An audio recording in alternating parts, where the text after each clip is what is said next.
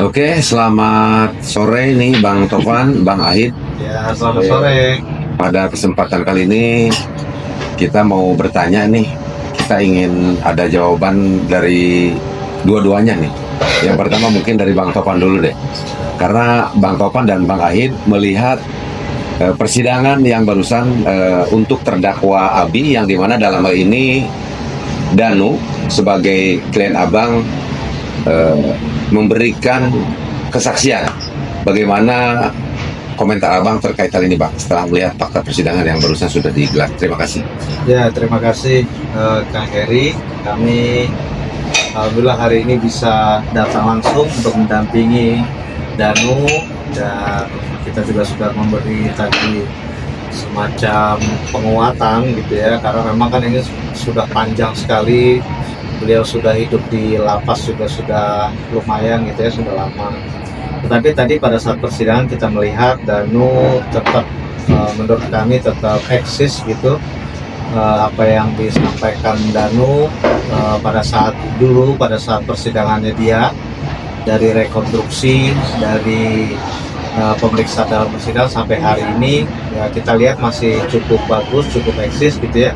Apa yang disampaikan Danu terkait kronologisnya sejak awal kejadian, hanya memang kalau lupa antara jam antara apa, ini memang satu kewajaran menurut kami karena sudah terlalu lama gitu kan, dan dia juga sudah menjalani proses hukuman yang ditetapkan oleh hakim untuk Danu itu, sehingga mungkin ada satu dua hal yang lupa, tetapi itu tidak prinsip.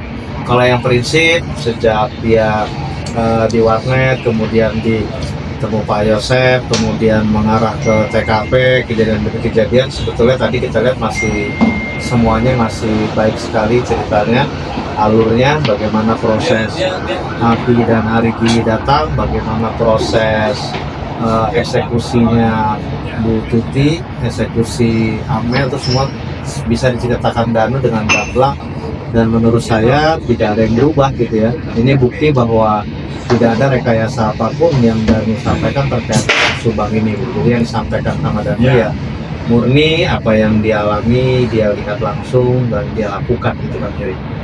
Oke, terima kasih. Nah, dalam hal ini masih tetap dengan pertanyaan yang sama, karena kebetulan Bang Ahid juga tadi berdekatan duduk dengan saya. Bagaimana nih Bang Ahid? Barangkali ada komentar dari Bang Ahid terkait hal ini? Iya, kalau saya melihatnya sepakat dengan tadi yang disampaikan Bang Tovan, bahwa sejauh ini Danu tetap konsisten. Keterangan dari awal sampai akhir, pada saat pertama membongkar kasus ini, BAP-nya tidak berubah, detail, rigid gitu, hanya betul memang satu dua hal memang merupakan, kalau saya pikir itu manusiawi, karena mengingat waktu yang sudah sedemikian lama gitu ya.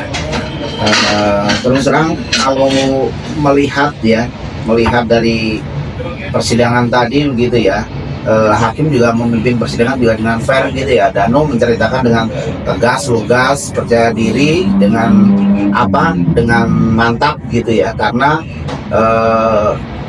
kita semua bisa melihat begitu, ketika misalnya Danu berbohong gitu ya, pasti ada celah begitu, pasti ada kesalahan dalam menutur menceritakan ulang kasus seperti ini, karena ini kan sudah bertahun-tahun kejadiannya ya. Tapi itu tadi tidak ada satupun hal yang terlewatkan. Jadi Danu tetap konsisten dan tidak ada hal yang menurut kami menyimpang dari yang disampaikan oleh Danu gitu Pak. Oke, terima kasih. Sebelum kepada yang lain, ini tadi kebetulan ada juga yang bertanya di dalam kolom komentar, yaitu terkait klien Abang, Bang. Kan sekarang kita ketahui bahwa klien Abang dalam hal ini Muhammad Ramdhanu didampingi oleh LPSK. Nah, yang ingin ditanyakan sama teman-teman itu, sampai kapan Bang begitu Danu didampingi oleh LPSK ini? Karena mungkin dalam hal ini Danu itu bisa dikatakan sebagai Jesse yang membuat kasus Subang ini menjadi terang benderang, sehingga pada saat nanti selesai Danu sekalipun menjalankan hukuman, ada kekhawatiran nih. Nah, yang ditanyakan sampai berapa lama ini Danu dalam hal ini didampingi oleh LPSK? Demikian Bang. Siapa nih yang jawab? Ya, monggo, ini siapa aja nih? Ya, saya jawab sedikit ya. Jadi selama kasus ini belum tuntas gitu ya, ya Danu pastinya akan selalu siap untuk dipanggil sebagai saksi, dihadirkan sebagai saksi. Dan memang LPSK ini yang kita lihat sampai hari ini tetap mendampingi Danu. Tadi pada saat sebelum persidangan saya sempat untuk ketemu Danu, dan situ juga ada LPSK dan kita banyak sharing sama LPSK. Jadi sampai hari ini memang LPSK tetap mendampingi Danu. Dan tadi juga Danu sudah membuat surat secara tertulis gitu ya, bahwa dia tetap mengajukan permohonan untuk diperpanjang. Jadi ini memang ada mekanisme yang diatur oleh LPSK. Jadi Danu mengajukan permohonan untuk perpanjangan pendampingan gitu kan, nanti akan diproses lagi secara administrasi oleh LPSK gitu. Mungkin itu tambah. Kemarin memang diperpanjang ya untuk perlindungan LPSK dan itu selama 6 bulan ke depan gitu ya. Tapi menurut sepakat saya ada yang disampaikan Bang Topan, sepakat karena gini, ini perkara kan masih ongoing proses ya, artinya keterangan Danu masih dibutuhkan. Nah, ketika keterangan Danu masih dibutuhkan, ini kan pasti akan bersinggungan dengan pelaku ini, begitu ya. Apalagi pelaku ini dua masih di luar, begitu ya. Nah, bisa dibayangkan, ini tindak pidana pembunuhan berencana dan sadis sekali pembunuhannya, begitu. Nah, bisa kita pahami bahwa watak dari pelaku pembunuhan ini seperti apa, kan begitu. Nah, ketika di luar ketemu dengan orang yang memasukkan dia ke dalam penjara, bisa dibayangkan. Saya tidak menjudge bahwa mereka seperti itu ya, tapi saya ingin mengajak berpikir teman-teman netizen bahwa bisa dibayangkan ketika orang yang punya watak dan perilaku seperti itu ketemu orang yang menjebloskan dia ke penjara, itu bisa dibayangkan seperti apa dendamnya begitu, dan seperti apa perbuatan yang kemungkinan bisa mereka lakukan terhadap Danu begitu. Makanya harapan kami tentunya perlindungan LPSK terhadap Danu diperpanjang gitu, dan itu dimungkinkan oleh undang-undang gitu selama prosesnya masih berjalan begitu. Oke, ini Bang, satu lagi yang ingin saya tanyakan. Kita mendengar ya di dalam fakta persidangan bahwa untuk Abi Aulia di sini didakwa 340, 338, Junto 55, 56. Nah, kalau seandainya kita merujuk kepada vonis yang dalam hal ini sudah diberikan kepada terdakwa Yosef Hidayah di pengadilan pertama begitu, itu vonisnya 20 tahun penjara yang tentunya lebih rendah daripada tuntutan TPU. Nah, kalau seandainya untuk Abi sendiri Bang, apakah misalkan dalam hal ini tidak mengakui juga, intinya begitu, apakah ini memungkinkan tidak untuk hukumannya itu sama atau berbeda kira-kira dengan Pak Yosef? Demikian Pak, terima kasih, mohon pencerahannya. Saya dulu. Ya, saya yakin jaksa akan menuntut dengan tuntutan maksimal kan. Yeah. Ya, dengan tuntutan maksimal, apalagi kan ini sudah terang benderang bahwa dari kesaksian Danu saja sudah terang benderang bahwa keterlibatan Abi dalam pembunuhan ini sudah jelas gitu kan. Ditambah lagi nanti saksi-saksi yang akan dihadirkan oleh jaksa, seperti kita pada saat pemeriksaan persidangannya Pak Yosef Danu kan ada beberapa saksi yang jelas melihat Abi sedang apa, sehingga kami meyakini bahwa Abi ini adalah bagian dari pelaku yang melakukan pembunuhan, sehingga menurut kami ya tuntutan akan maksimal gitu kan.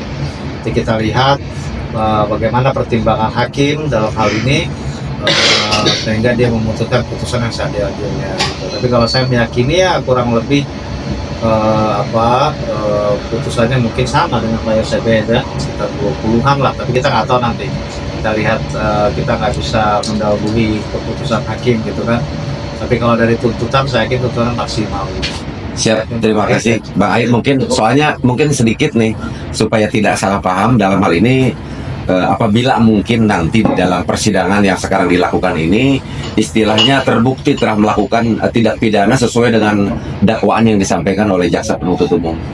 Demikian. Iya, paling pertimbangannya ya alasan-alasan yang meringankan gitu ya. Iya. Itu biasanya menjadi acuan jaksa dalam menuntut begitu. Misalnya dia berkelakuan baik ya, terus kemudian dia sopan persidangan, dia kooperatif gitu ya, tidak berbelit-belit begitu. Karena kan pemeriksaan si Abi kan masih belum pada tahap pemeriksaan terdakwa ya.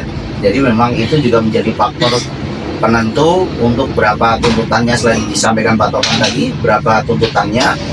Nah, itu salah satu yang dipertimbangkan oleh hakim jaksa untuk membuat tuntutan terhadap ABI. Gitu. Ya, satu lagi yang ditanyakan kan kita tidak menghitung ya, tetapi saya yakin Bang Aid, Bang Tovan lebih tahu ya. Untuk vonis yang diberikan kepada Muhammad Ramdhanu, klien Abang, kan 4 tahun nih sudah potong masa tahanan. Nah, kalau untuk sekarang ini saya tidak menghitung juga nih Bang ya. Makanya ingin penjelasan ke Bang Aid dan Bang Tovan, kira-kira berapa lama lagi nih? Ini kalau normatif aja, belum dikurangi remisi dan lain sebagainya. Ya, kami juga belum menghitung secara digit gitu ya, secara pasti. Tetapi menurut hitungan kami sih, ya syukur-syukur tidak sampai setahun lagi lah gitu. Ya tahun depan insya Allah Danu sudah bisa menghirup udara bebas gitu ya. Dan alhamdulillah kami juga mendapatkan laporan dari lapas bahwa Danu ini kelakuannya baik sekali, banyak dipercaya, di dalam rajin gitu ya. Dan ya moga-moga tidak ada masalah-masalah yang prinsip yang dilanggar Danu semasa di lapas gitu lah. Doakan saja gitu, doakan saja semoga lancar. Dan ya hitung-hitungan kita sih kemungkinan tahun depan lah, insya Allah tahun depan sudah bisa dan bebas. Tapi tepatnya kapan mungkin nanti kita di ruang waktu yang lain lah, kita saat podcast yang lain gitu. Oke, barangkali dari Bang Yahya. Siap. Silakan. Baik, terima kasih waktunya Abang Tovan dan Abang Aid.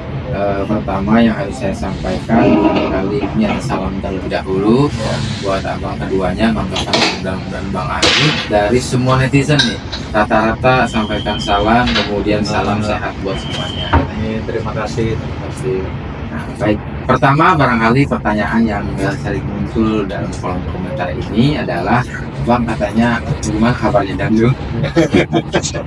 Bagaimana Bang? Ya, Danu alhamdulillah sehat walafiat, seperti teman-teman lihat tadi gitu ya. Danu sehat, Danu lebih fresh, dan di dalam itu ternyata semua itu baik dengan Danu gitu ya. Tadi saya dapat laporan juga. Terus ibadahnya luar biasa. Dia malah sekarang sering diminta untuk ngajarin ngaji. Jadi napi-napi di dalam itu banyak yang diajarin dia ngaji gitu kan. Banyak dipercayalah sama teman-teman di dalam gitu ya. Kalau kita lihat sih ya wajar ke Kang Yahya kan dan teman-teman ini kan adalah YouTuber dari awal nih. Siap.